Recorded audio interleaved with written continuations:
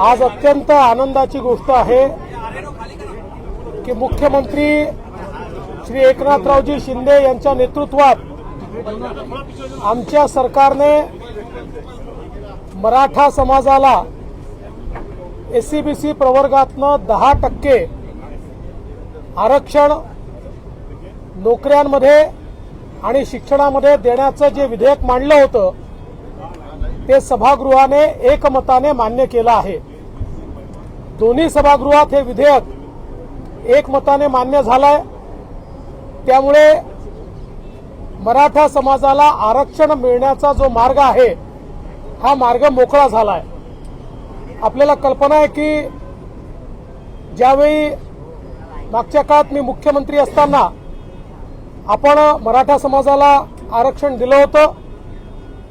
ते आरक्षण आपल्या उच्च न्यायालयात त्या ठिकाणी टिकलं, पण नंतरच्या काळामध्ये सर्वोच्च न्यायालयामध्ये मात्र सर्वोच्च न्यायालयाने त्याच्यामध्ये काही त्रुटी काढल्या आणि ते आरक्षण रद्द केलं। त्याच्यावर चीफ जस्टिस भोसले साहेबांची एक समिती तयार करण्यात आली होती आणि या समितीने अभ्यास करून सर्वोच्च न्यायालयाने काय काय त्रुटी काढल्या आहेत आणि त्या कशा दूर करता येतील याचा अहवाल हा सादर केला होता। त्याच्यावर आधारित राज्य मागासवर्ग आयोगाला आपल्या सरकारने मॅन्डेट दिलं होतं। राज्य मागासवर्ग आयोगाच्या अंतर्गत एक्सटेन्सिव्ह सर्वेक्षण घेण्यात आलं। 2.5 कोटीपेक्षा जास्त अशा प्रकारे घरांमध्ये जाऊन आणि त्या ठिकाणी हा सर्वे करण्यात आला आणि त्या सर्वेच्या निष्कर्षाच्या आधारावर मराठा समाजाला अशा प्रकारचं आरक्षण देणं हे योग्य ठरेल असं मत आपल्या महाराष्ट्र राज्य मागासवर्ग आयोग जस्टिस शुक्रे साहेब आणि संपूर्ण आयोगाने एकमताने हा अहवाल आम्हाला दिला आणि या अहवालातल्या शिफारसी महाराष्ट्राच्या मंत्रिमंडळाने स्वीकारल्या आणि त्याच्यावर आधारित आज कायदा करण्यात आला। मी राज्य मागासवर्ग आयोगाचे मनापासून आभार मानतो। त्यासोबत जवळपास 3.5 लाख शासकीय कर्मचाऱ्यांनी अविरत हे सर्वेचं काम केलं।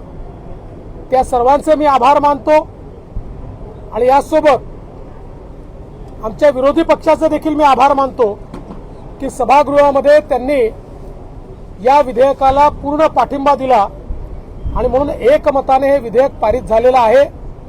मला विश्वास आहे की एकीकडे आरक्षणाचा प्रश्न आम्ही सोडवलाय आणि दुसरीकडे वेगवेगळ्या मार्गातनं मराठा समाजाच्या उत्थानाकरता मग ते स्वर्गीय अण्णासाहेब पाटील आर्थिक विकास महामंडळ असेल किंवा या ठिकाणी राजश्री शाहू महाराजांच्या नावाने जी संशोधन संस्था आपण सुरू केलेली आहे ती संस्था असेल किंवा इतर विविध इंटरव्हेन्शन जे आपण केलेले आहेत, यामुळे मराठा समाजातल्या तरुणाईला निश्चितपणे न्याय मिळेल अशा प्रकारचा मला विश्वास आहे। मला याही गोष्टीचा आनंद आहे की हे सगळं करत असताना ओबीसी समाजाला कुठेही त्या ठिकाणी अडचण होईल, त्यांचं आरक्षण कमी होईल, त्यात कुठला वाटेकरी होईल अशा प्रकारचा मार्ग आम्ही स्वीकारलेला नाही।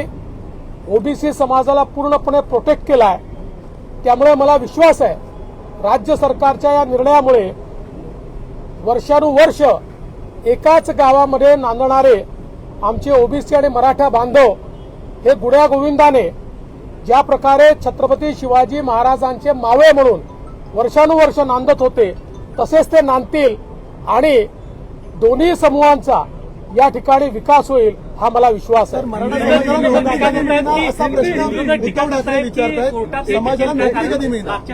आज मुख्यमंत्री श्री एकनाथराव शिंदे जी के नेतृत्व में हमारी सरकार ने मराठा समाज को SC/BC के तहत 10% आरक्षण देने का प्रस्ताव एक कानून के रूप में, एक बिल के रूप में दोनों सदनों में रखा था। दोनों सदनों में एक मत से यूनानिमसली इस कानून को मान्य किया है, इस बिल को मान्य किया है और इसको कानूनन अमली जामा पहनाया है। अब कानूनन मराठा समाज को 10% आरक्षण दिया जाएगा। ये देते समय कहीं पर भी OBC समाज के आरक्षण से छेड़छाड़ नहीं की गई। ये अलग से आरक्षण दिया गया है।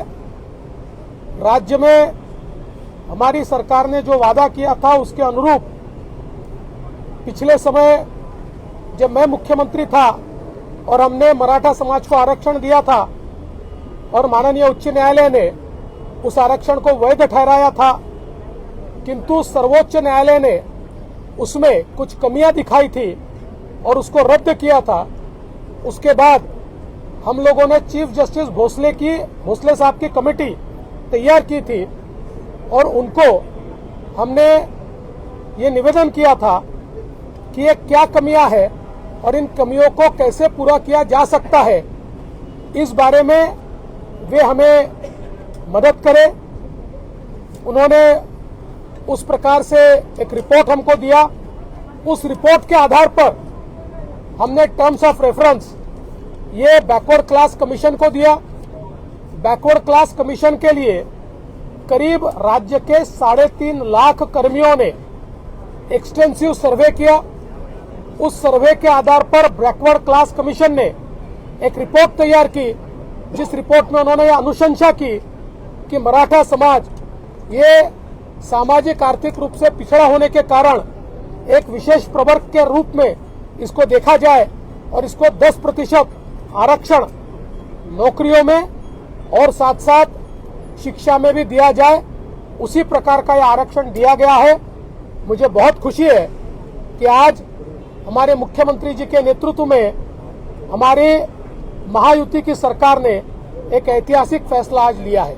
आप विपक्ष लगातार दोहरी भूमिका निभा रहे, सदन के भीतर एनोनिमसली पास होता है, बाहर आकर विपक्ष के लोग कहते हैं सरकार सिर्फ सामने चुनाव को ध्यान में रखकर आरक्षण दे रही है। देखिए, ये तो विपक्ष का काम ही है,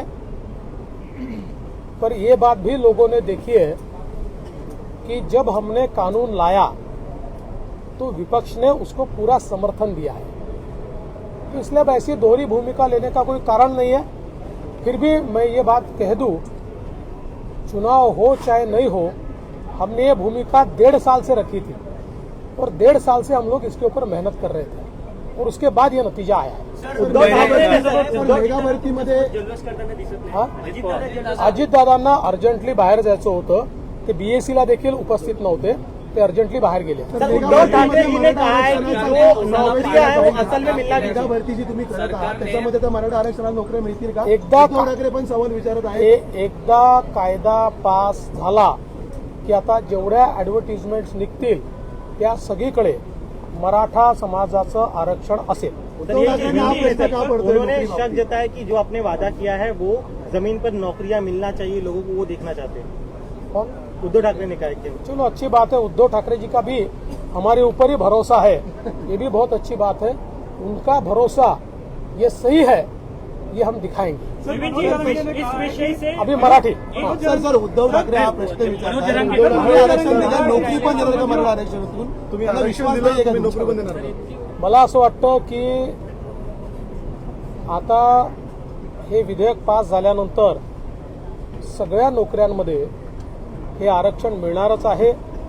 त्यांच्या समोरच विधेयक पास झालेलं आहे, त्यामुळे त्यांना असा प्रश्न पडण्याचं काही कारण नाही आहे। पण मला हे माहिती आहे की त्यांचा आमच्यावरच विश्वास आहे। त्यांना माहिती आहे की मराठा समाजाला नोकऱ्या असेल, शिक्षणात असेल, सवलती जर कोणी देऊ शकेल तर ते एकनाथराव शिंदेजी यांच्या नेतृत्वातलं सरकारच देऊ शकेल, हे त्यांना देखील माहिती आहे। सर चुनाव लोकसभा चुनाव को ध्यान में 16% आरक्षण दिलं होतं। पृथ्वीराज चव्हाण मुख्यमंत्री असताना मराठा समाजाला 16% दिलं होतं। त्यानंतर तुम्ही मुख्यमंत्री असताना 13% दिलं आणि आता परत 10%। दिवसेंदिवस मराठा समाजाची टक्केवारी कमी होते आरक्षणाची, मात्र हे भविष्यात टिकेल का नाही? पहिली गोष्ट तर अशी आहे की 16% जे आरक्षण दिलं होतं ते माननीय न्यायालयाने नाकारलं. पुन्हा आपण 16% दिलं होतं ते न्यायालयाने 12 आणि 13% हे लॉजिकली त्यावेळी केलं होतं. परंतु आता राज्य मागासवर्ग आयोगाने सुप्रीम कोर्टाने जे काही निकष दिले त्या निकषांच्या आधारावर ज्यावेळेस पाहणी केली त्या पाहणीतनं त्यांनी ज्या प्रकारचा रिपोर्ट दिला आहे, शेवटी आपल्याला आरक्षणाची टक्केवारी ठरवताना जो काही आपल्याकडे रिपोर्ट असतो त्याच्यामधले जे काही निरीक्षणं असतात आणि वेळोवेळी न्यायालयाने दिलेले आदेश असतात याच्या पर्व्ह्यूमध्येच हा निर्णय आपल्याला करावा लागतो. जसं ईडब्ल्यूएसला देखील 10% आरक्षण देण्यात आलं तसंच एससीबीसीलाही 10% आरक्षण देण्यात आलेलं आहे. कांग्रेस ने कहा था मुसलमानों को भी आरक्षण मिलना चाहिए, मराठाओं को इंसाफ दिया, मुसलमानों को भी आरक्षण दिया. नहीं, इसके ऊपर आप सवाल उद्धव ठाकरे जी को पूछिए. क्या उद्धव ठाकरे जी को ये मंजूर है कि उनकी साथी कांग्रेस कहती है कि मुसलमानों को आरक्षण दिया जाना चाहिए? ये सवाल मेरे से ज्यादा आप उद्धव ठाकरे जी को पूछ सकते हैं. हमारा तो पहले दिन से हमारी भूमिका पक्की है. धार्मिक आधार पर आरक्षण भारत रत्न डॉक्टर बाबा साहेब आम्बेडकर ने तैयार किए हुए संविधान में इसका कोई प्रावधान नहीं है और भारत रत्न डॉक्टर बाबा साहेब आम्बेडकर के संविधान की शपथ हमने खाई है. इसलिए उस संविधान से अलग कोई भी निर्णय भारतीय जनता पार्टी या महायुति की सरकार नहीं कर सकती. इसलिए सवाल उद्धव जी को और कांग्रेस को पूछिए.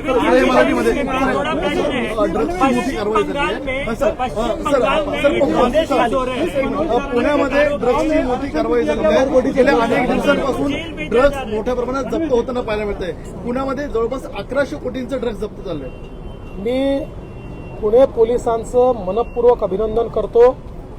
एक प्रचंड मोठी कारवाई त्यांनी केली आहे आणि या कारवाईमध्ये जवळपास 1100 कोटी रुपयाचे ड्रग्ज वेगवेगळ्या ठिकाणी त्यांनी शोधून काढले आहेत. एक लिंक मिळाल्यानंतर त्याचं बॅकवर्ड लिंकेज करत पोलीस गेले आणि त्यामुळे बरेच कन्साइनमेंट सापडले आहेत. ज्या ठिकाणी याचा कारखाना होता तो देखील आता जप्त झालेला आहे. आणि एवढंच नाही, आता याचे फॉरवर्ड लिंकेजेस जे आहेत ते देखील पाहणं चाललेलं आहे.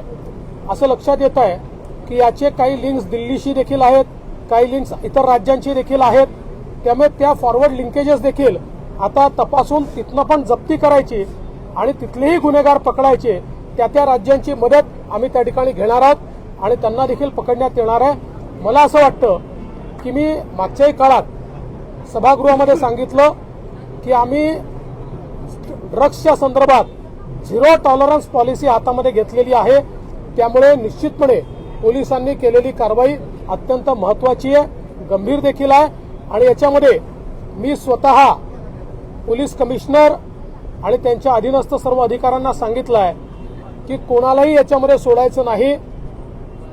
कुठले कुठले लिंकेजेस आहेत ते सगळे शोधून काढायचे आणि यदा कदाचित दुरान्वयाने कुठल्या पोलिसांनीही मदत केली असेल तर त्याच्यावरही कारवाई करण्याचे सक्त आदेश मी दिलेले आहेत. ड्रग्स फ्री महाराष्ट्र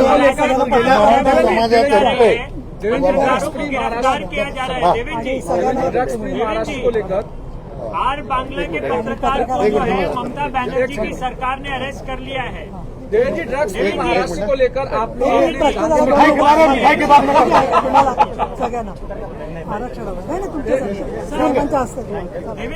पश्चिम बंगाल के संदर्भ में पत्रकारों को अरेस्ट कर लिया जा रहा है. महाराष्ट्र को लेकर विधानसभा के भीतर आपने घोषणा की थी, पुणे पुलिस ने 100 करोड़ से ज्यादा की ड्रग्स सीज की है. देखिए, मैं पुणे पुलिस का बहुत बहुत अभिनंदन करना चाहता हूं. उन्होंने अलग अलग कार्रवाइयों में 1100 करोड़ रुपए के ड्रग्स को, एमडी को जब्त किया है. और ये करते समय एक लिंक मिली, उसके आधार पर बैकवर्ड लिंकेज वो ढूंढते गए और बहुत अच्छी तफ्तीश उन्होंने की, जिसके कारण एक बहुत बड़ा कंसाइनमेंट ये वो हथिया पाए हैं, उसके ऊपर छापा मार पाए, उसको जब्त कर पाए. अभी फॉरवर्ड लिंकेज के भी उन्होंने तफ्तीश शुरू की है. इसमें दिल्ली का कुछ लिंक दिखता है, अलग अलग राज्यों का लिंक दिख रहा है. वहां पर भी जाकर जब्ती करना, उन राज्यों की मदद लेकर ये पूरा जो नेटवर्क है, इस नेटवर्क को खत्म करने का काम ये सरकार की ओर से, विशेष रूप से पुणे पुलिस की ओर से किया जाएगा। पश्चिम बंगाल के संदर्भ में सर एक सवाल